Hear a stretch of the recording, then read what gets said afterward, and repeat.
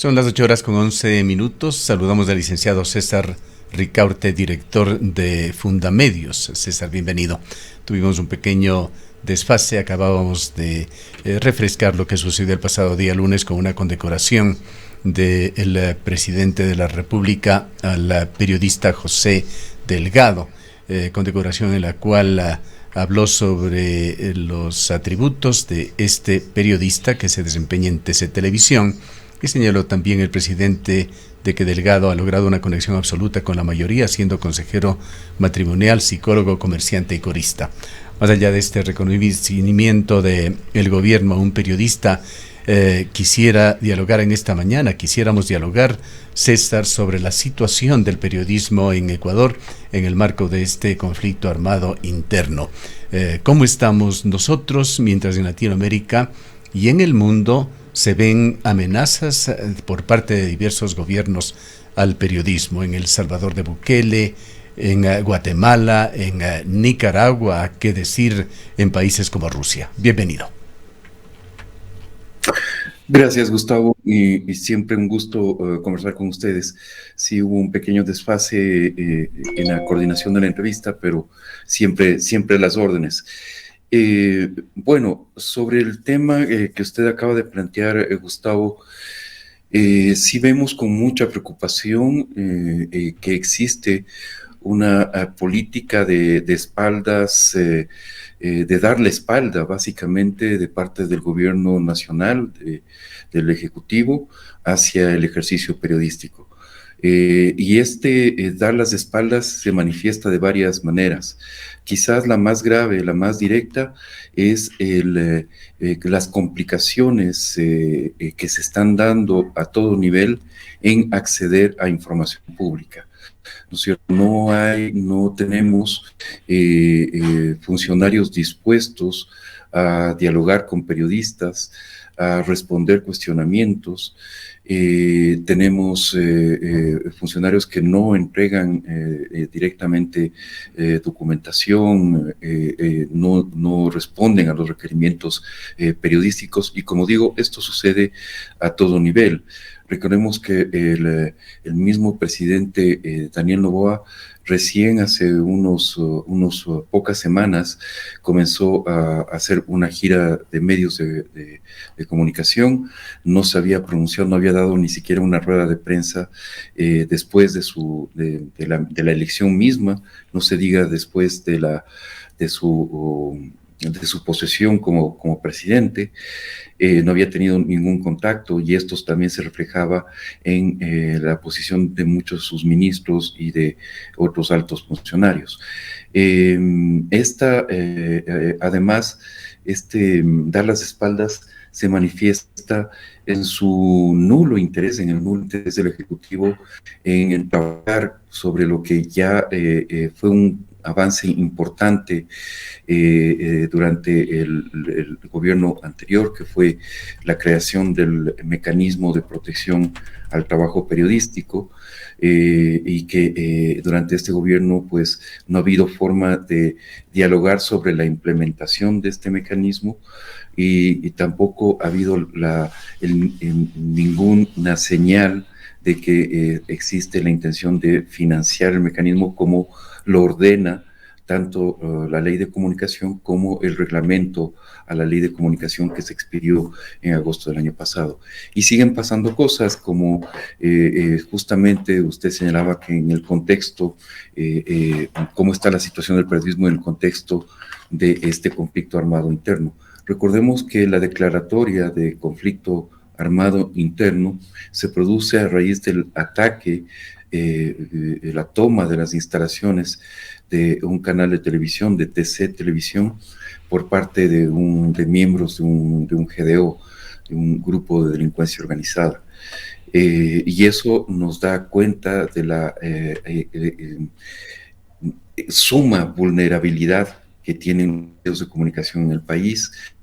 Hemos pedido información a través del Consejo de Comunicación y también a través de la Asamblea Nacional sobre las medidas de protección a los medios de comunicación, y finalmente lo que se nos dice es que los medios de comunicación no son considerados estratégicos, no son considerados un sector estratégico y que por lo tanto la protección se dará en la medida en que se produzcan amenazas. Es decir, se esperará que tengamos otro ataque a un medio de comunicación, ¿no es cierto?, la toma de algún otro medio de comunicación para que recién las autoridades actúen. Eso es básicamente lo que se nos dice. Entonces, no hay ninguna política de prevención, no hay ninguna política de protección y hay una política más bien de cerrar las puertas, de dar las espaldas a los medios de comunicación. Quisiera retornar a unos meses atrás, cuando se dio la campaña electoral y ese triunfo muy sorpresivo de Daniel Noboa, ganando en una primera vuelta con el voto joven e imponiéndose en la segunda vuelta electoral, convirtiéndose en presidente de Ecuador para un periodo de algo más de un año. La campaña electoral del hoy presidente Noboa, particularmente en la segunda vuelta, se concentró esencialmente en las redes sociales y le resultaron muy efectivas, pues es el presidente de Ecuador. Quisiera preguntarle qué espacio ocupan las redes sociales ya en el plano informativo del periodismo en Ecuador. ¿Están siendo desplazadas con acciones desde el oficialismo los medios de comunicación tradicionales en cuanto a contactos, reportajes, entrevistas, etcétera, por las redes sociales, por políticas que privilegian las redes sociales, que con sus virtudes y defectos indudablemente presentan una alternativa a lo que serían los medios tradicionales? Yo creo que efectivamente hay un enorme peligro en que se piense, y esto es en realidad es una falsedad, que las redes sociales pueden reemplazar al periodismo. Pero es incluso más peligroso que los mismos periodistas piensen que las redes sociales pueden reemplazar a las fuentes directas de información, ¿no es cierto? Y que toda la información se puede recolectar a través de Twitter y que no hay que ir a una entidad pública, no hay que ir donde las fuentes, ¿no es cierto?, sean estas públicas, privadas, no hay que patear calle, como se decía antiguamente en las redacciones de los medios de comunicación, ¿no es cierto?, y que todo el periodismo se puede hacer desde un escritorio con una computadora y simplemente revisando las redes sociales. Y lamentablemente muchas veces pasa eso, ¿no? ¿En qué medida estaría viéndose afectado? Y esto también por las prácticas periodísticas de los propios periodistas, el valiosísimo periodismo de la calle, el de las fuentes directas, presenciales. Exactamente, Gustavo. Entonces, claro, muchas veces se genera noticia instantánea, ¿no es cierto? Se arma el escándalo del minuto, de la hora, en base a algún tuit de algún funcionario, de algún analista, ¿no es cierto? Y nos olvidamos de contrastar la información, de verificarla, de ir a las fuentes, ¿no es cierto? Y de ir a la calle, y de realmente verificar las cosas que se nos están diciendo. César, y yo creo que el periodismo... Y otro cuestionamiento serio, ¿qué tal? Muy buenos días, César, gracias por estar con nosotros. Otro cuestionamiento serio en este contexto de los problemas que enfrentamos para poder realizar nuestro trabajo, pero también las decisiones que tomamos al momento de hacer este trabajo. No ha sido desconocido en estos últimos tiempos el presunto involucramiento también o acuerdos que podrían darse entre periodistas, medios de comunicación y ciertas organizaciones, en este caso narcodelictivas o del crimen organizado, también para manejar de cierta manera la información, qué digo, qué no digo, qué sí difundo, qué no difundo, bajo qué consideraciones y bajo qué beneficios y a quiénes. Sí, correcto.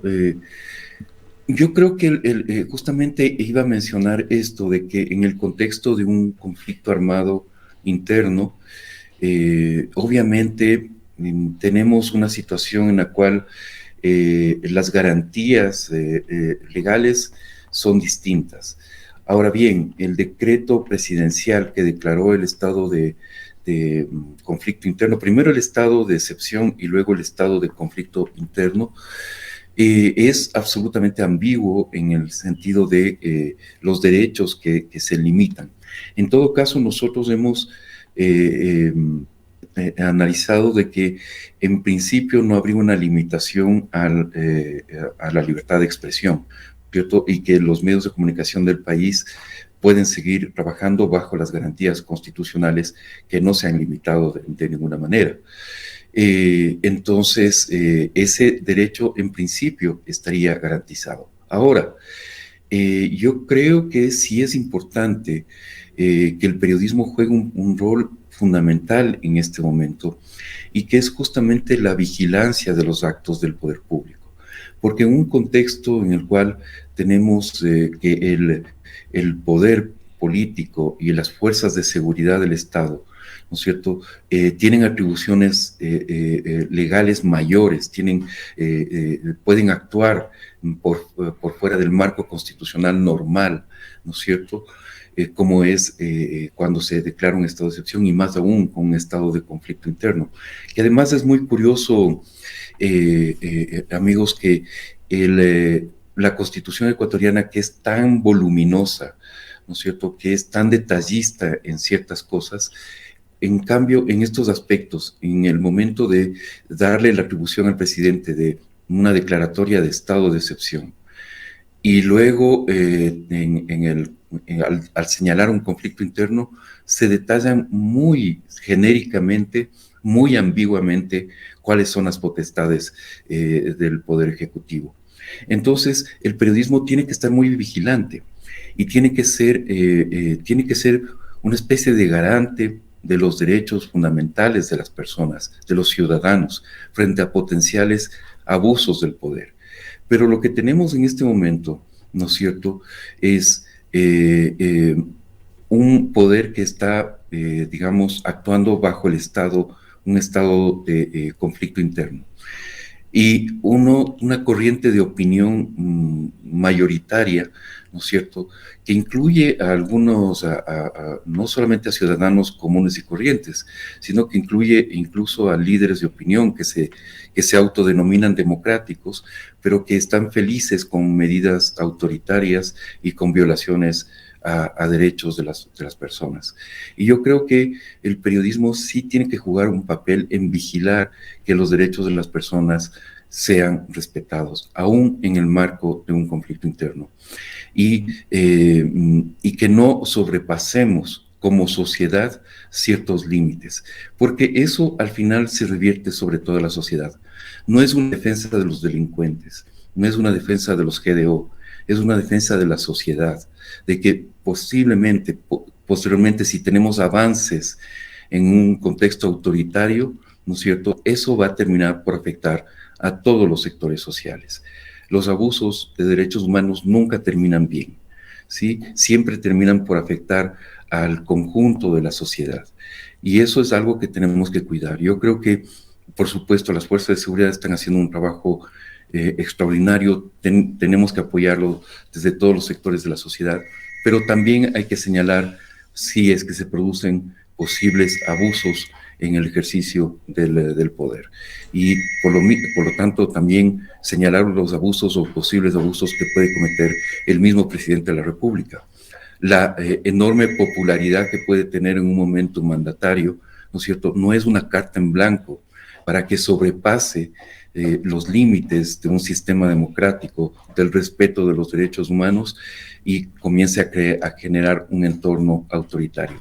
Yo sí llamo, ¿no es cierto?, a que estemos muy vigilantes, porque sería realmente terrible que volvamos a un esquema autoritario dentro de poco tiempo, prevalidos de la popularidad del presidente, y otro del ejercicio del poder de las fuerzas de seguridad. Importante resaltar para el público que estas no son paranoias, que son cosas que están dándose todos los días. Tenemos las situaciones en países vecinos, en países de la región. Guatemala, con ese periodista José Rubén Zamora preso tras las rejas, perseguido por el régimen. Nicaragua, con decenas de periodistas perseguidos y expulsados, además decenas de intelectuales. en una verdadera cirugía que está haciendo el autoritario régimen de Ortega. Venezuela prácticamente sin resistencia mediática, México con sus mañaneras, El Salvador de Bukele, que fue recientemente objeto de un análisis justamente desde Fundamedios, que calificó a esto como Nayib Bukele, la máquina que arrasó la democracia. Así es, y lamentablemente este último caso, el de Nayib Bukele, se ha convertido en una especie de modelo, ¿no es cierto? Y si vemos muchas de las formas del presidente Noboa, comienzan a parecerse a las de Nayib Bukele, y es por eso que yo creo que desde quienes creemos profundamente en los valores democráticos, tenemos que estar muy atentos. Y los periodistas tenemos que ser defensores de la democracia y de los derechos humanos. Nuestro único compromiso, ¿no es cierto?, debe ser con esos valores, con los de la democracia, los derechos humanos, con los intereses de los ciudadanos, y eso debe ser lo que se refleje en nuestro trabajo. Aunque nos cueste muchas veces la incomprensión de la sociedad, ¿no es cierto?, que frente a algún intento de crítica, ¿no es cierto?, se nos comience a criticar, estigmatizar, ¿no es cierto?, pero yo creo que hay que ser muy valientes en estos momentos y sostener definitivamente los valores de la democracia y los derechos humanos.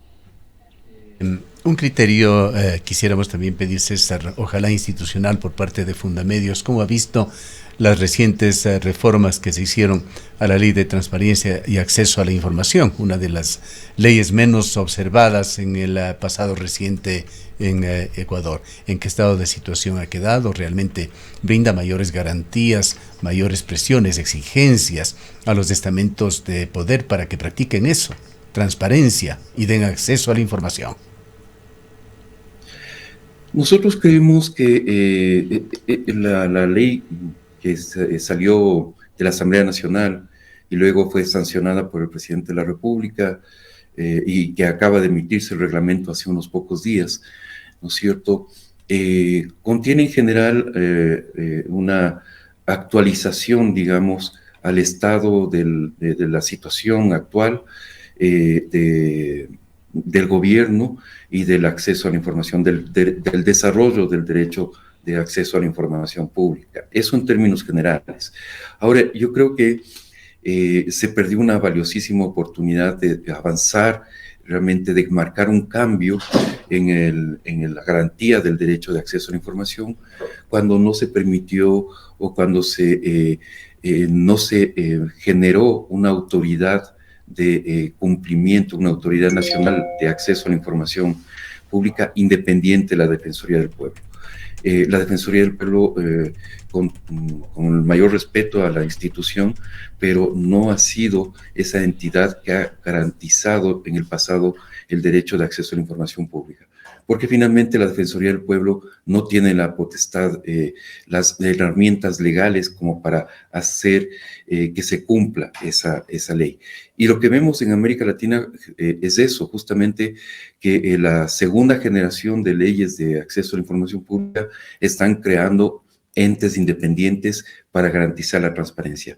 En el Ecuador hubiéramos podido aprovechar perfectamente que se estaba generando la Superintendencia de Información de Protección de Datos Personales, para que esa misma entidad, la Superintendencia de Protección de Datos Personales, sea de protección de datos personales y acceso a la información pública, ¿no es cierto? Las dos, que tuviera los dos brazos esa entidad. Pero al final se decidió esto. En todo caso, lo que vemos también con mucha preocupación es que al final del día, y esto independientemente de la bondad de la ley, ¿no es cierto?, es que en el Ecuador estamos llenos de leyes que garantizan derechos, ¿no es cierto?, pero que al final del día esas leyes no se cumplen, no se implementan, no tenemos un ADN de respeto a la ley, y empezando por las autoridades. Hay una peligrosísima noción, Gustavo y Rosana, que se está apoderando de los gobiernos locales más que nada, hemos detectado muchísimos casos en Loja, en la misma provincia de La Suay, en muchas zonas del país, de autoridades locales, ¿no es cierto?, que se consideran a sí mismos como los amos y señores de la información pública, que se permiten censurar y vetar periodistas que no dan acceso a la información, ¿no es cierto?, que descalifican periodistas a diestra y siniestra, ¿no es cierto?, y por lo tanto que incumplen sus obligaciones como funcionarios públicos. Si estuviéramos en un país donde se actúa con la ley en la mano, estos funcionarios podrían perfectamente ser sancionados por no cumplir sus obligaciones, que en principio, en primer lugar, en realidad, en primer y fundamental lugar, es cumplir la Constitución.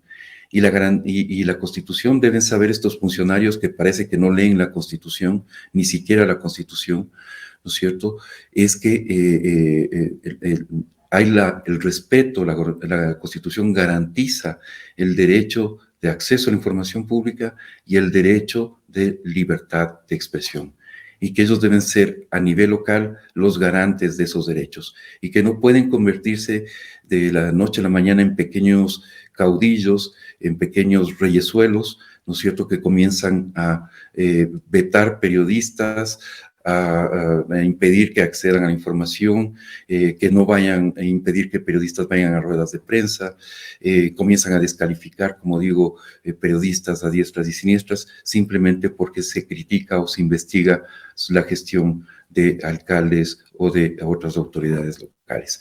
Así que es una enorme preocupación desde Fundamedios de que estos avances autoritarios también se vayan apoderando de muchos gobiernos locales en nuestro país.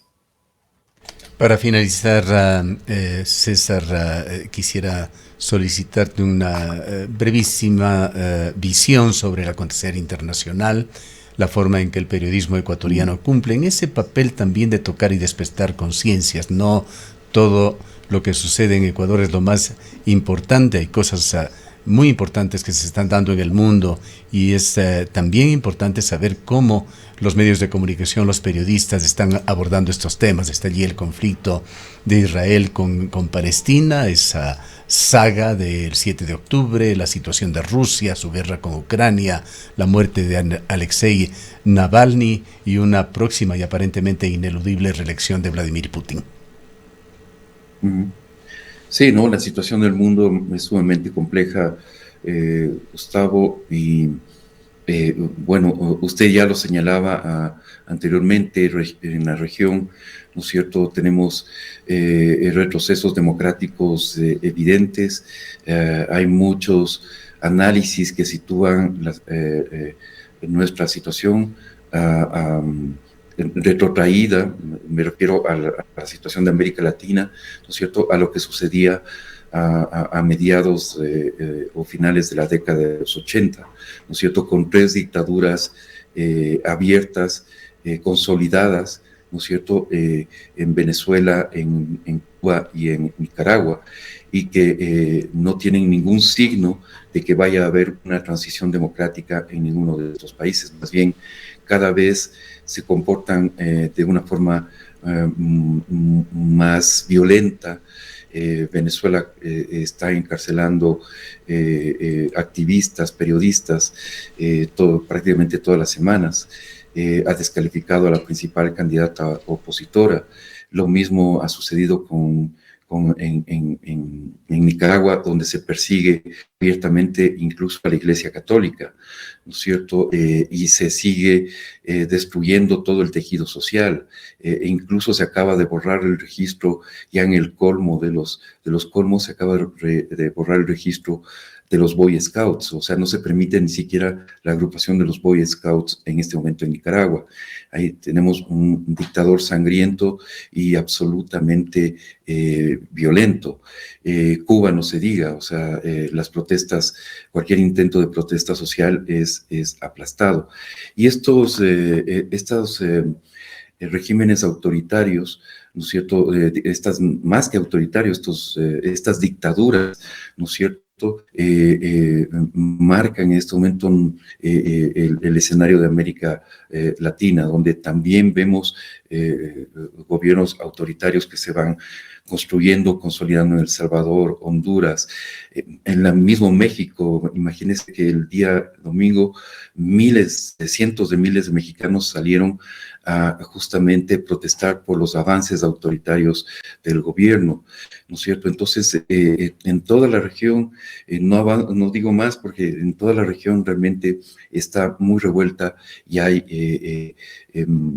no hay un apego a los valores democráticos. Y lamentablemente esto también se ha trasladado a otras regiones del mundo. El avance de grupos radicales de ultraderecha y ultraizquierda en Europa así está también destruyendo el tejido social y las instituciones democráticas, por supuesto que son más sólidas que en nuestra región y resisten de mejor forma.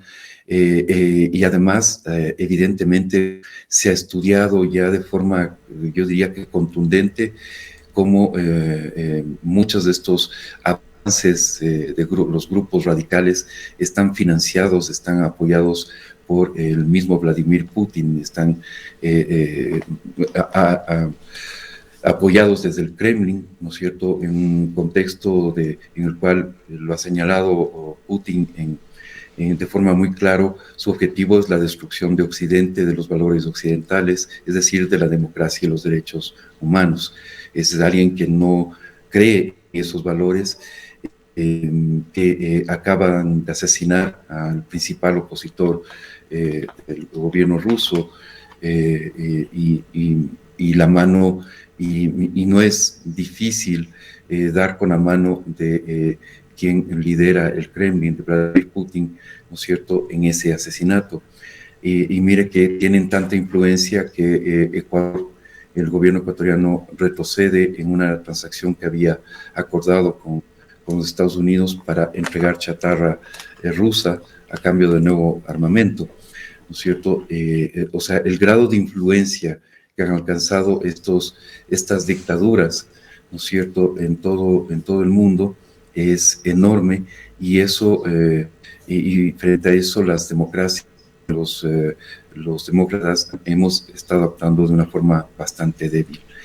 Yo creo que es momento, el mundo está en este momento en un estado de inflexión en el cual o se construye o volvemos a un estado de construcción de las democracias, ¿no es cierto?, o definitivamente nos deslizamos hacia un modelo o hacia modelos autoritarios o de dictaduras abiertas. Y hablando también de las corrientes mundiales, César, Fundamedios tiene una misión muy importante para el periodismo ecuatoriano, esa misión de observar desde el Observatorio de Medios, sino de modular el periodismo de vanguardia y sus herramientas. ¿Cómo se está abordando en Ecuador el tema de las nuevas tecnologías, las oportunidades y amenazas de la inteligencia artificial, por ejemplo? Yo creo, Gustavo, que evidentemente el uso de inteligencia artificial en el periodismo está, digamos, en un abierto debate, ¿no?, en toda la región. O sea, y me parece que esto además se da en el contexto de una industria mediática que está en una transición, ¿no es cierto?, en el cual, por un lado, los medios, digamos, las empresas periodísticas tradicionales están en un declive constante. Algunas han logrado reinventarse, otras no, y los nuevos medios están en un proceso de construcción en el cual no están todavía consolidados tampoco plenamente, ¿no es cierto?, y su modelo de negocio todavía es bastante, digamos, todavía endeble, ¿no? Están comenzando, ese niño está comenzando a caminar recién. Yo creo que la principal preocupación que debemos tener en este momento en el periodismo en general y en el periodismo ecuatoriano en particular es la ética, son los valores éticos. Y esto frente a las nuevas tecnologías como el uso de la inteligencia artificial. Que es un valor permanente, además, que esta no cambia. Podría quizá evolucionar para mejorarla con los tiempos, pero es quizá el eje fundamental del periodismo. Exactamente, es el eje fundamental y esto sea con las nuevas tecnologías o sea con las formas tradicionales de periodismo. Al final el periodismo utilice el formato que utilice, ¿no es cierto?, debe responder, como bien decía usted, Gustavo, a esos valores éticos fundamentales del oficio.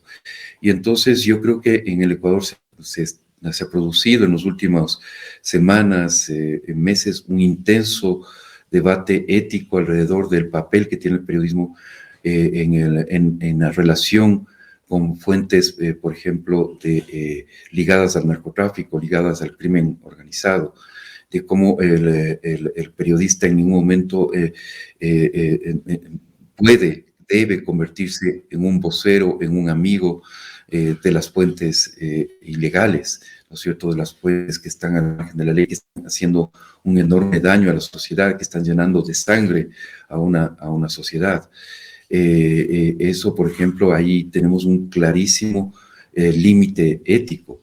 El tema de financiamiento del periodismo, yo creo que también es un tema que ha entrado con mucha fuerza en el debate público, ¿no es cierto?, en el cual es necesario que las fuentes de financiamiento del periodismo sean absolutamente transparentes y no correspondan justamente al flujo de dineros ilegales, ¿no es cierto?, sean estos de la corrupción o sean del crimen organizado. Yo creo que ahí tenemos un enorme reto, Gustavo, de repensar y desde Fundamedios nos hemos impuesto esa misión. Hemos iniciado todo un proceso conjuntamente con la academia, con algunos directivos de medios de comunicación, periodistas que tienen una gran trayectoria, para revisar las herramientas éticas que tienen los periodistas ecuatorianos, actualizarlas si es necesario, ¿no es cierto?, y más que nada convertirlas en una herramienta que pueda ser útil para guiarnos en estos momentos difíciles. Creo que es importantísimo eso, y es importante que desde los medios de comunicación, como el suyo, Gustavo, que usted siempre ha estado a la vanguardia y siempre en la reflexión acerca del tema del periodismo en sí mismo, ¿no es cierto?, se acompañen estos procesos de reflexión ética acerca de los valores que deben acompañar siempre el ejercicio periodístico. Bien, muchísimas gracias por habernos acompañado y las importantes reflexiones, César. Muchísimas gracias, Gustavo. Siempre a las órdenes. Le mando un abrazo para usted, un enorme saludo para Rosana y a todo su equipo. Declaraciones del licenciado César Ricaurte, es el director del Observatorio de Medios Fundamedios. Son las 8:40.